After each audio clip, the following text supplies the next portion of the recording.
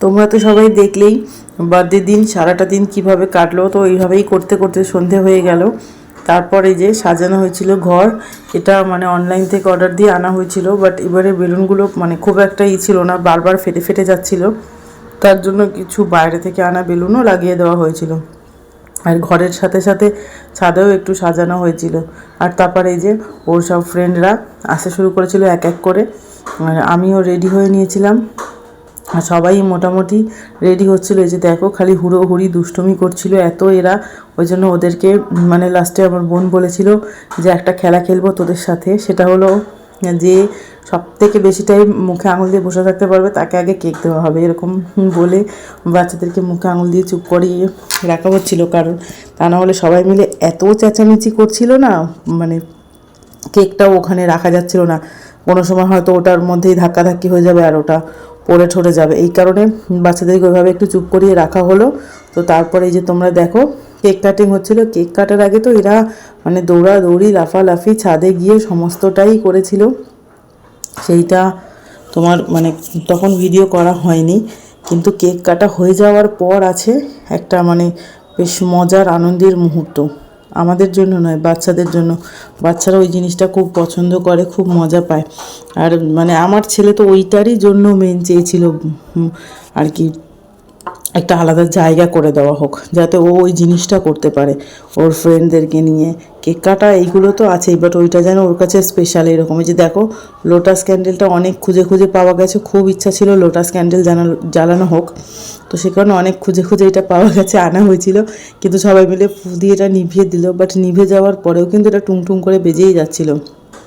এই যে দেখো এদেরকে মানে ক্যাপ দেওয়া হচ্ছিলো, কাছে মোটেই স্থির হচ্ছিল না।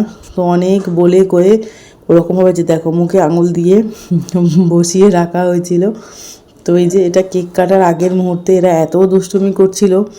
এই দেখো ক্যান্ডেলটা হাতে নিয়ে দাঁড়িয়ে আছে, ওদেরকে বলছে তোরা চুপ করে বস, আমি হলো লাগাবো তারপরে কাটবি, এই সেই করে চলছিল আর কি এইভাবে। তো আমার ভিডিওটা এডিটিং করার সময় একটু আগে পরে হয়ে গেল, মানে এইটা আগে দিয়ে এর পরে কেক কাটাটা দেওয়া দরকার ছিল, যে একটু আগে পরে করে ফেলেছি।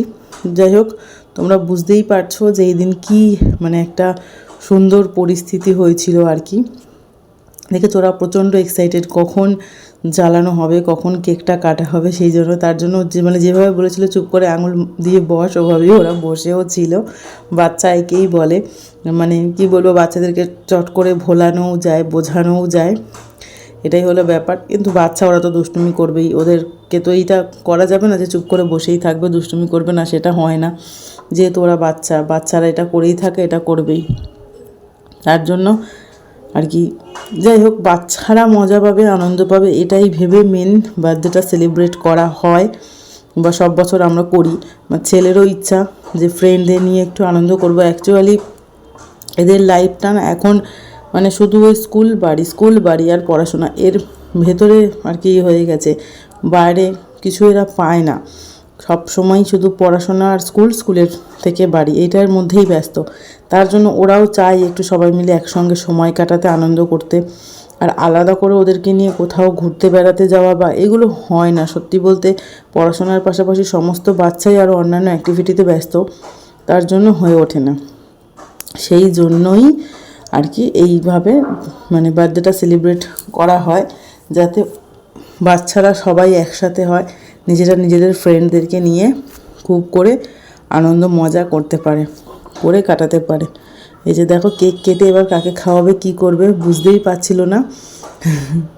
ওই জন্য আমরা যেহেতু সাইডে ছিলাম, আমরা বললাম তুমি ফ্রেন্ডদেরকেই খাওয়াও, কোনো অসুবিধা নেই, ফ্রেন্ডদেরকে আগে দাও তারপরে আমরা নিচ্ছি। তো এই পিসটা কেটে হয়নি সবার, তার জন্য বোন আরেকটা পিস কেটে হাতে নিয়ে দাঁড়িয়ে আছে, আবার দিল।